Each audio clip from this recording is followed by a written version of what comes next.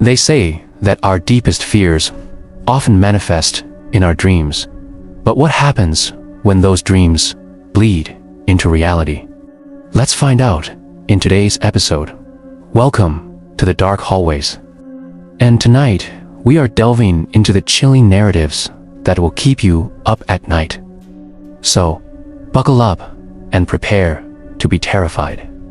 Because once you hear these stories, you won't look at elevators the same way again. I was alone in my apartment at 3 a.m. I heard footsteps above me. I live on the second floor, and there are no apartments above me.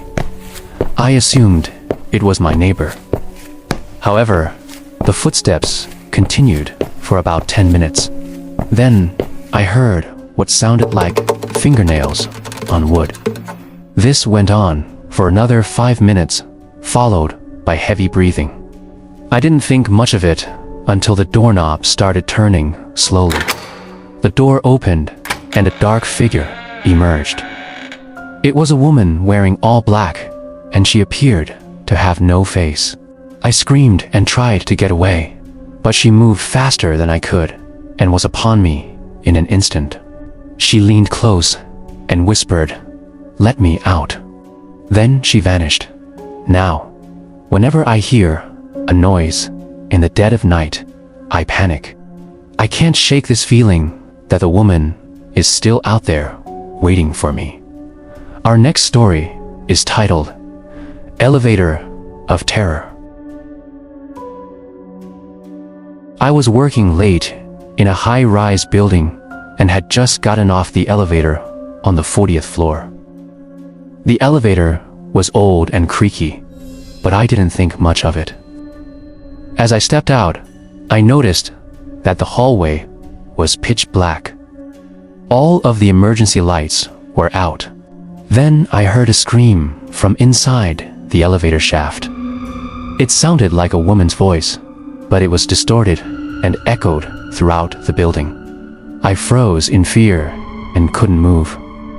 Then I felt something brush against my leg. I jumped and turned around, but there was nothing there. I ran to the elevator and pressed the button to call it, but it wasn't working. Suddenly, the doors opened and I saw a dark figure standing inside. It was a woman dressed in all black, and she seemed to be floating. I screamed and tried to run away, but my legs felt like they were filled with lead. I couldn't move. The woman stepped out of the elevator and slowly approached me. I closed my eyes tight and waited for her to strike. But instead of pain, I felt a cold breeze on my neck. Then she whispered, "Help me." Before I could respond, she vanished. I ran home that night, terrified to go back to the office. But now, I can't stop thinking about the woman in the elevator and her eerie warning. What did she mean when she asked me for help? And why does her ghost continue to haunt the halls of my office building? Our next story is titled The Haunting. It all began when I was taking the elevator in my apartment building to my floor. Suddenly, the lights flickered and went out, plunging us into total darkness. Moments later, the elevator lurched to a halt between floors, leaving me trapped. I pressed the alarm button, but it was of no use. Then, I started hearing strange noises, like footsteps and whispers. I tried to ignore them, but they grew louder and more menacing. That's when I saw her. She was a woman who looked like she had no eyes. Her skin was pale, and her clothes were dirty and tattered. She moved closer and closer until she was right in front of me. I screamed and tried to push her away, but my hands went right through her as if she were a ghost. She leaned in and whispered, "Help me." Then she disappeared. When the elevator finally started moving again, I got off on my floor and ran to my apartment. I locked the door and haven't taken the elevator since, but I can't shake the feeling that the woman is still haunting the halls, searching for help. It all started when I was just an innocent boy living in a small town. One day, I decided to visit my grandmother, who lived in an old apartment building.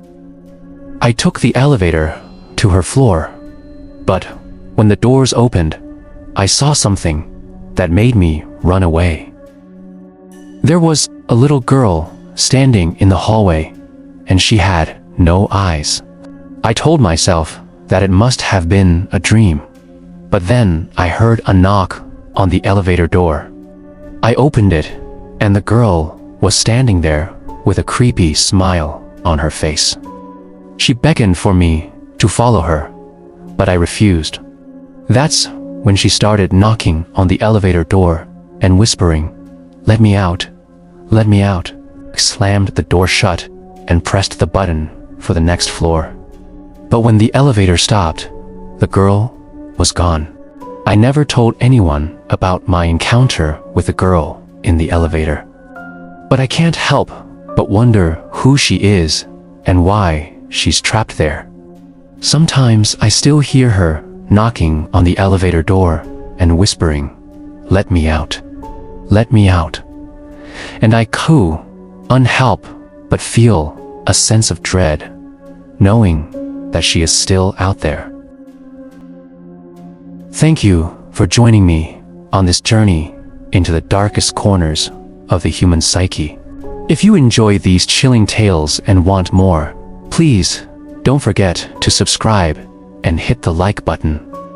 Until next time, stay safe and beware of the shadows, for they may hold more than meets the eye.